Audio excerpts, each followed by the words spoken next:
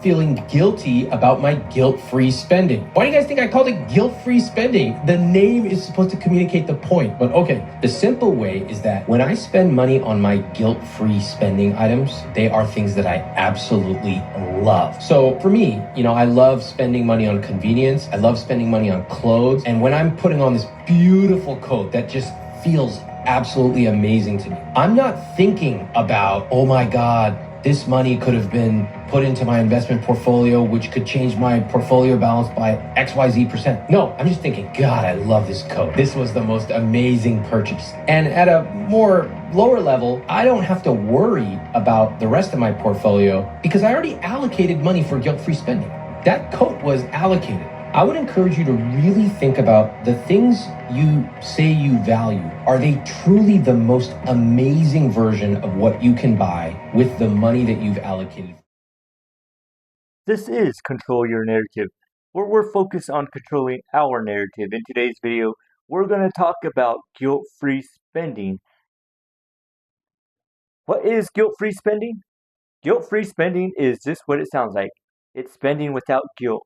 But after you work it into your budget, I learned this term earlier in my budgeting when I heard it from a content creator, which I always talk about on my money channels a lot of times.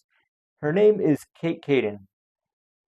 And another person I heard it from, he's known for this, is Ramit Sethi from the I Will Teach You to Be Rich channel. He also has a book called I Will Teach You to Be Rich.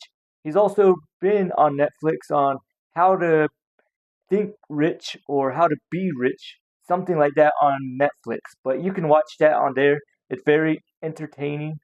But what he teaches is that you should have at least 20 to 35% of your budget given to guilt-free spending. If you like this video, give it a thumbs up, subscribe, leave a comment, and share these videos with someone that you think might need it. Okay, back to the video.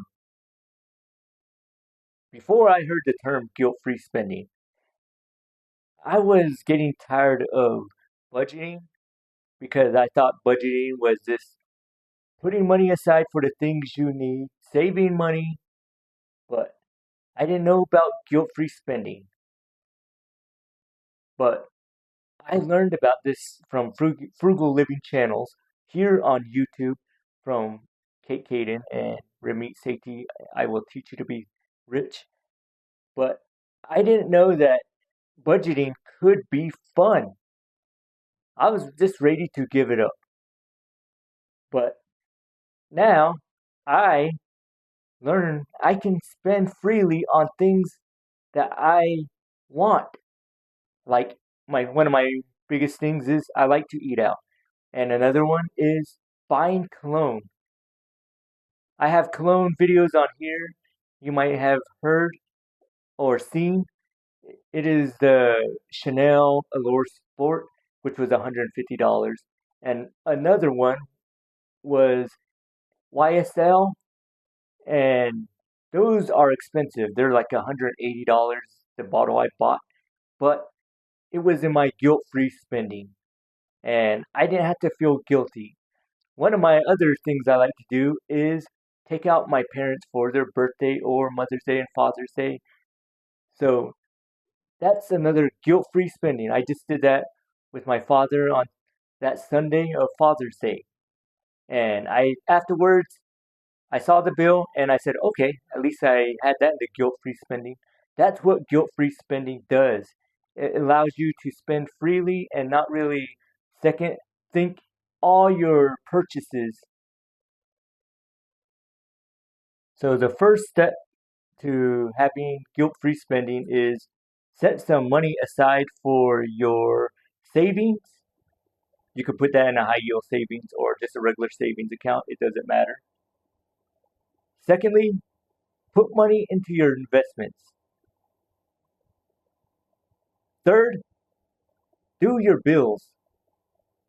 You could put your church tithe into your bills, or you could put it into another category. That's up to you. Then, with whatever's left, you can put that into guilt-free spending, whether it's 20%, 30%. You can move the numbers around yourself. You don't have to be set at 20% all the time. You can work it up to 35%. But it's up to you. That's the fun part about having a budget, because some people have different things come up throughout the year, maybe Father's Day, maybe birthdays. But it's up to you how you want to have your bill look. But just have some guilt-free spending, whether that's just $5 or $10 a week. It doesn't matter. It's up to you. If someone says, "Why are you always drinking Starbucks or coffee all the time at a coffee shop?" You can just say guilt-free spending, or you don't even have to tell them. You don't have to worry about the $3 questions, as Ramit Sethi always says. Instead, you can worry about enjoying life. That's what life is there for. It's to enjoy, and getting rid of the stressful nonsense and just having fun. That's what I think. That life is supposed to be fun. Don't worry about all the little stressful things in life. Just focus on the things that matter. That one I learned from Kate Caden. So I'm learning every day from content creators I watch, and now I'm starting to place them more on these videos. So look at your budget today. Is there any room for guilt-free spending?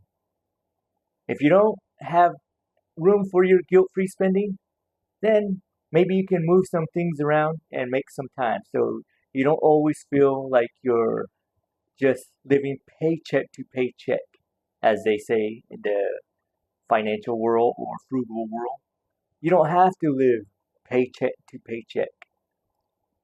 Reward yourself along the way of saving money, paying off your bills.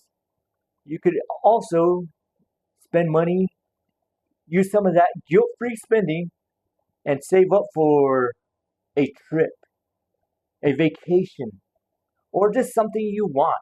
Maybe it's a suit. Maybe it's clothing that you like. Who knows? That's up to you. You should not have to feel guilty for spending that money, however you want to spend it. That's what I like. That's what I took from the video.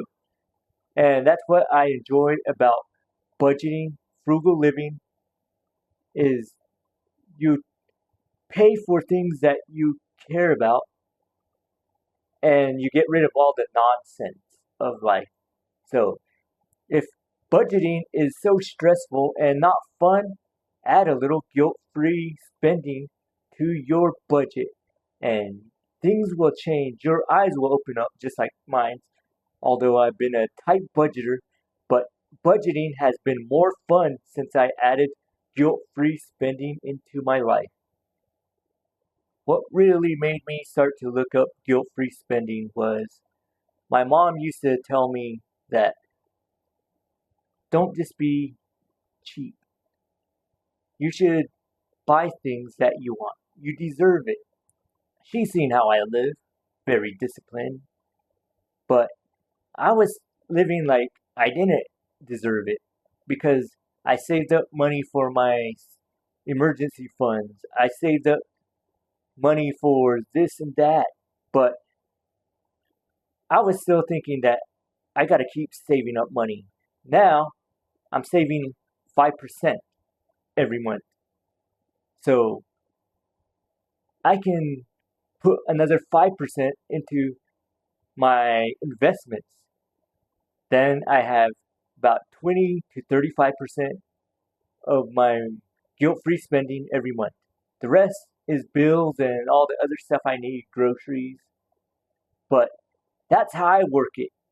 You can change your numbers. Who knows, yours might be 50% to bills and groceries and church and other stuff. Maybe 20% to guilt-free spending, 10% to your savings, 10% to your giving, 10% to your who knows, whatever you want to use it on. But it's all up to you. You just have to work out the numbers every month. Maybe have a monthly budget, work it out, Or if you just like doing the same thing over and over like I used to, you can just use the same budget. But that's all up to you. But add a little bit of guilt-free spending in your budget. This might not hit everybody, but this is for the people that maybe you budgeted a long time and you're just tired of not spending a little bit of money on things that you want, not need, you want. And that's what the guilt-free spending is, to enjoy. So, if you like this video, then give it a thumbs up. But keep on enjoying life, because only you can control your narrative.